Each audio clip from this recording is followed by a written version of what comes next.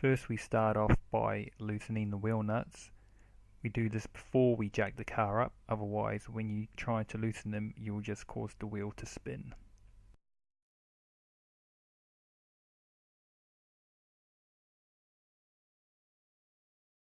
If you have a locking wheel nut, don't forget to use the adapter, otherwise it will not come loose.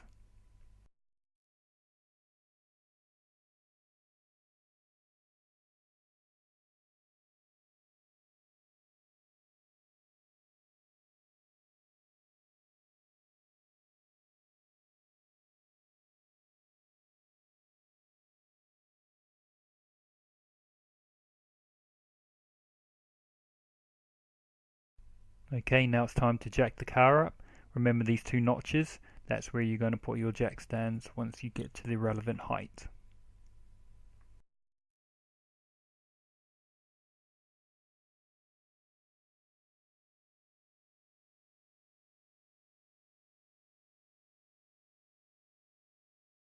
So once your jack stands in place, lower your car off the jack and then you can remove the remaining wheel nuts in your wheels.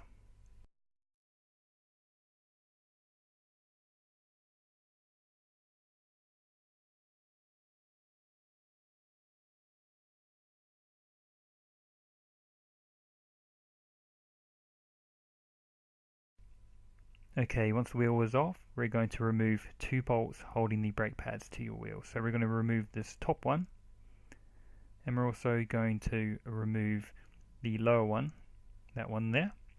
Now, these may be rusted on, very difficult to remove, so you may have to use WD-40 and let it soak in for about 20-30 minutes, and once you're down there you can look at those little rubber boots, see what type of wear and tear they still have, because if they do get cut up then you're going to need to replace those, because they'll again in the future make it very difficult to remove the bolts.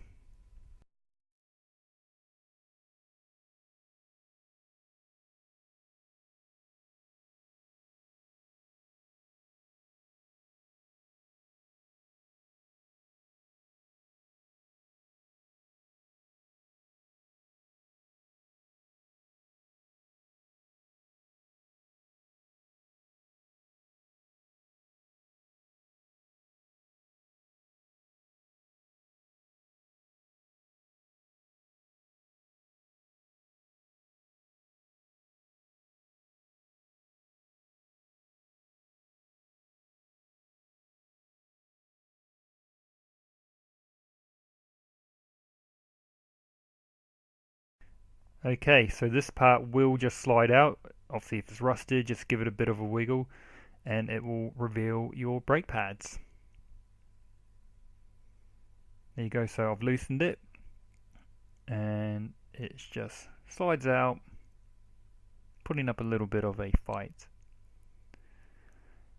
Now you do not leave that hanging, because that wire at the back of it, that lead, that's actually where your brake fluid comes from, and if you leave it hanging you're going to be in trouble. So as you see with my jack stand, I'm just resting it so it doesn't hang. Now you need to open up your bonnet and open up the brake fluid reservoir, because you're going to be pushing back a little piston and you don't want obviously to do that whilst the lid's still on, because then you won't be able to release the pressure.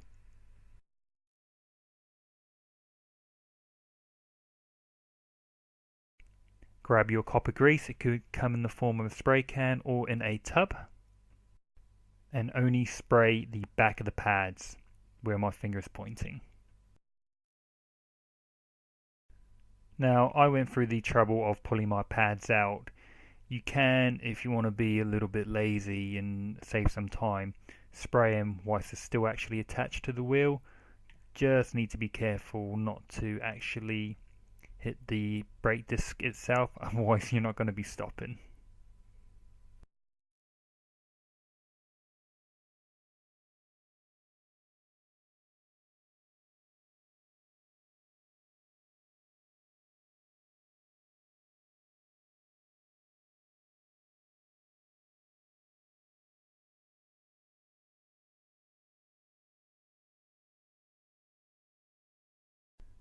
Okay, my video footage for this next part didn't come out, so I'll just walk you through it.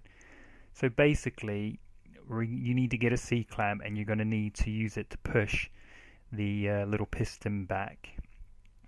That's why you took the lid off your brake reservoir in your engine bay. It's just to release some of the pressure when you're pushing it back. So once you get your C-clamp, if you put one end down there and then one end there and then you just start twisting it, that's piston bit where the mouse is now will slowly push back, and then obviously all the brake fluid that's in this part of the braking system will then start to be pushed back up into the up that pipe there into the back.